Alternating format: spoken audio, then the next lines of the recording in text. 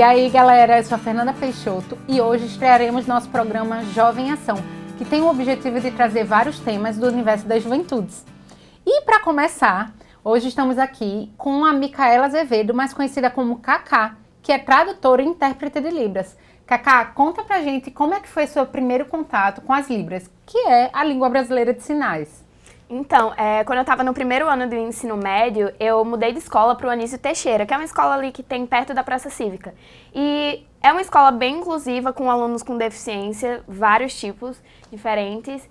E acabou que eu caí numa sala onde tinham 3 alunos surdos.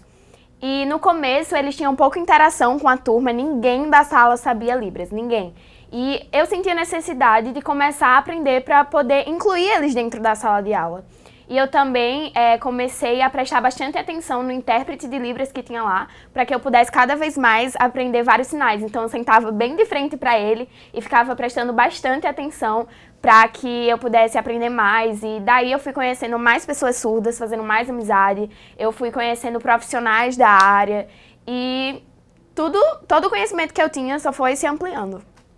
Então, o que te motivou foi o desejo genuíno de incluir aquelas pessoas. Foi sim. Que interessante, muito bom. Né? Não é todo mundo, assim, no momento que a gente está vivendo no mundo, que olha para o lado com um pouco mais de atenção.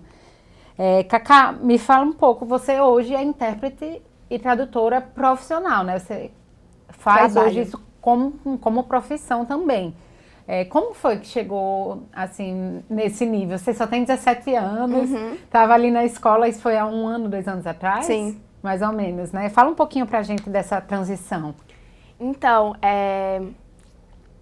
quando eu comecei a aprender Libras, tinha uma pessoa da minha igreja, uma amiga minha, que o pai dela era surdo. E ele não frequentava a igreja por ter falta de acessibilidade. E ela sempre me falava, Micaela, eu quero levar ele, eu quero que ele aprenda.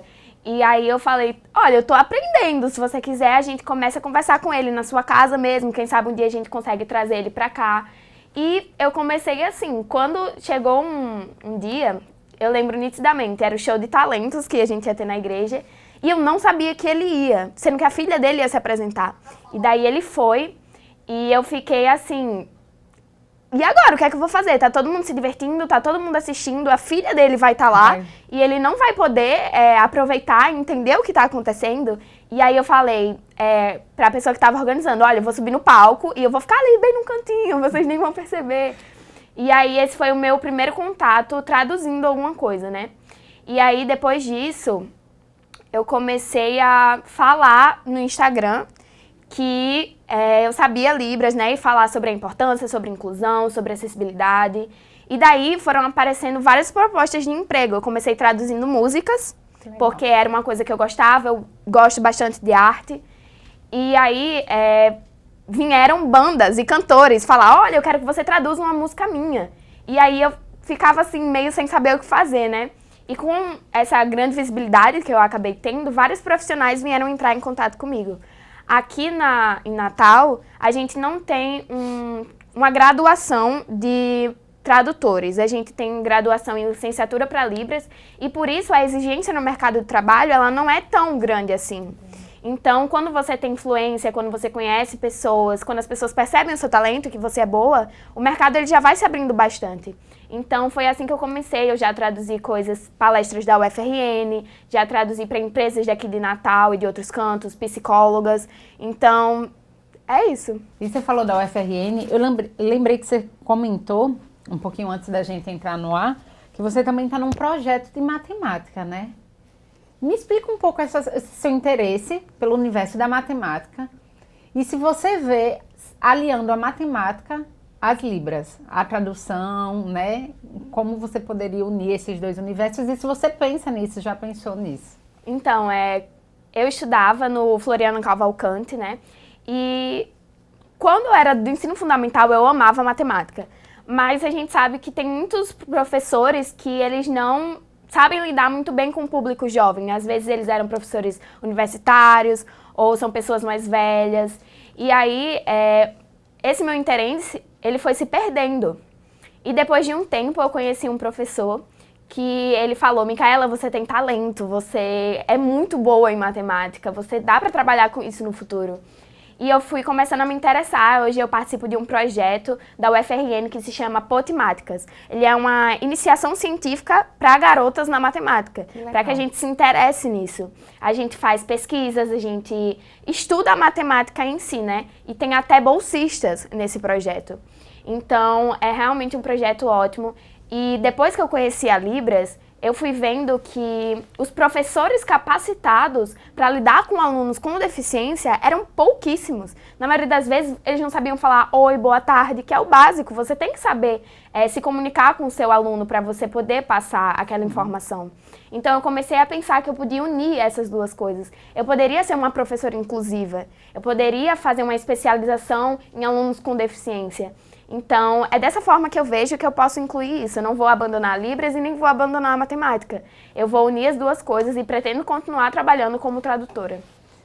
Tem lutas que a gente escolhe e tem lutas que escolhem a gente, né? Eu acho que retrata bem essa luta que chegou para você e que você abraçou, que foi intérprete de Libras. E me diz uma coisa, você também, já entrando nesse universo de iniciação na universidade, né, um projeto na universidade, você já está se familiarizando, você pensa então em fazer matemática ou Libras primeiro? Então, eu estou me organizando para começar o curso de Libras em outra cidade, porque eu disse, né, que aqui no meu estado não tem o curso de tradutor e intérprete. Eu pretendo fazer essa primeira graduação, trabalhar com isso e depois fazer licenciatura em matemática. E Cacá, me fala um pouco, qual a sua voz hoje? Como é que você utiliza essa sua voz hoje de jovem, mulher, né? Tradutora, intérprete inclusiva, com essa potência? Então, como eu disse, eu uso bastante das redes sociais. Eu acho que a juventude, hoje em dia, ela tá ali. É onde ela acha informação, é onde ela tá a maior parte do seu tempo. Então, eu falo bastante sobre inclusão, apesar de ser uma pessoa que não tem deficiência, mas isso conscientiza as outras pessoas. Não é só uma pessoa com deficiência que precisa lutar por isso. Não é só uma pessoa negra que precisa lutar contra o racismo. Então, eu acho que a gente tem que se conscientizar, olhar o mundo à nossa volta. E é por isso que hoje em dia eu uso minha voz e minhas mãos. Então, eu falo sobre inclusão e conscientizo todo mundo a se preocupar com esse assunto. Muito bom mesmo. E essa conversa, ela ficou muito clara. E uma cidade, ela só vai ser de fato para todos quando ela for inclusiva e acessível. Micaela, obrigada pela presença. Obrigada também.